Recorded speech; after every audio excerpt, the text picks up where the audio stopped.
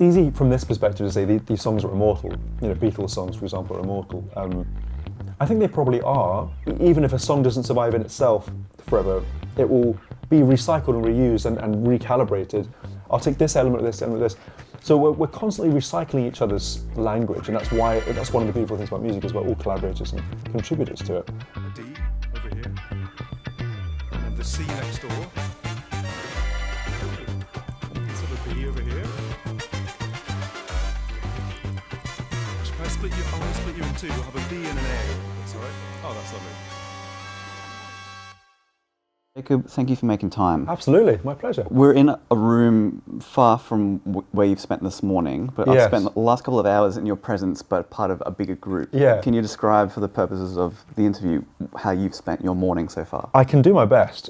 We did. I always hesitate to call them masterclasses because I feel like I'm learning as much as anybody else. But we did a masterclass / question and answer session, part performance, part discussion, over at the Con, the Sydney Con, in the Botanical Gardens near the Opera House, and I really love doing those. They're one of my most treasured activities. Is getting to experiment with ideas as much as with sound, and they were so dialed in, so in tune. What surprised me during the masterclass was at one point that you said your family is full of introverts, Yeah. of which you describe yourself as an introvert. Yes. The Jacob that I saw this morning and the one that I'm seeing now, how far is that from your natural resting state? Yeah, as it's an a introvert? great question. It's a funny thing to put on a spectrum, you know. I definitely think if, you know, the classical definition being where do you source your energy? If I'm drained, then I need to be by myself. You know, I need to go like this. That's my natural way of recharging. That said, when I'm with other people, especially if there's a big group of people, there's a kind of energy you also get back from that, and it's completely different. So, you know, I'm definitely somewhere in the middle, but I think if I think about myself as a child, my sort of constitutional energetic state, I wasn't the kid who was hard at the party, I'm gonna go out crazy, let's go. I was comfortable with people, but I was always happy by myself. And I think the last 10 years musically has seen my growth, not just as a collaborator and recording, an artist and performer, but I think also just as a human, has expanded gradually. So now I really do love people a lot. How much forethought do you give to what you want to say, perform, do? When I say the same thing twice, it loses energy. And I don't know if you find this as an interviewer, but if I pose the same questions or give the same answers multiple times, I feel like there's something about it gets drained away. So I actually deliberately do that because I know if I could plan every moment at the masterclass, but it would feel kind of staid in some way. It would feel somewhat limited and energetically.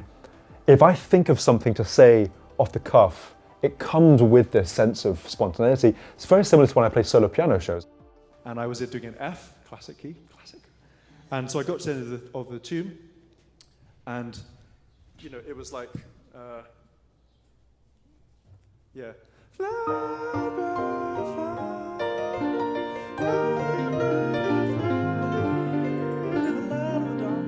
I was here, and then the crowd just went, and I think, wow, that's crazy.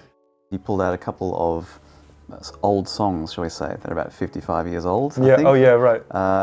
Standards, shall Yeah. we call them. And they are the kind of things that have been around in the atmosphere and culture for that whole time. Long and they're time.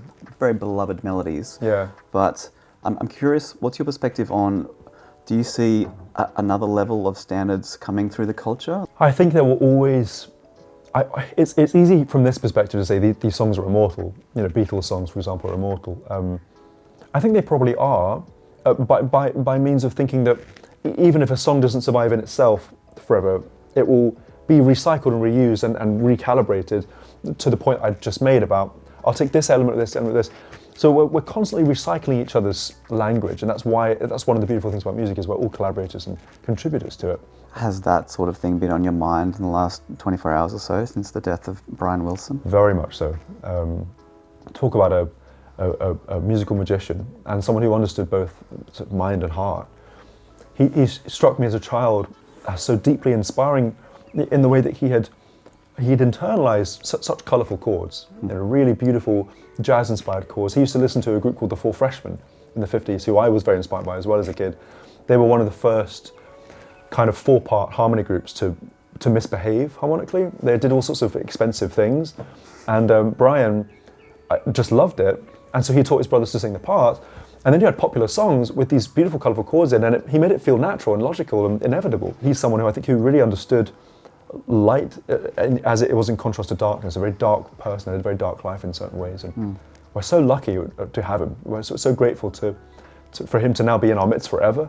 I named my first album after a song of his called "In My Room," which is still one of my favourite songs of all time. I felt like that song was written for me when I first heard it, because it described my experience so deftly, the idea of being in a space alone, crafting a universe, world building and sharing it. So I think we're all very indebted to Brian. All of us who make music are.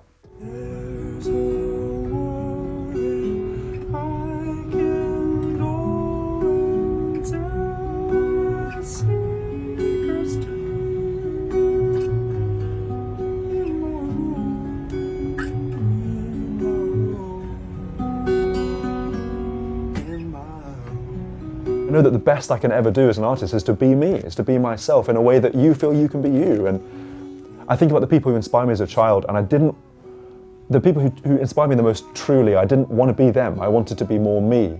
That's when I knew I was really inspired. Not when I was being directly imitative, but when there was something about the essence of a person's energy that was contagious enough for me to feel inspired to do my own thing.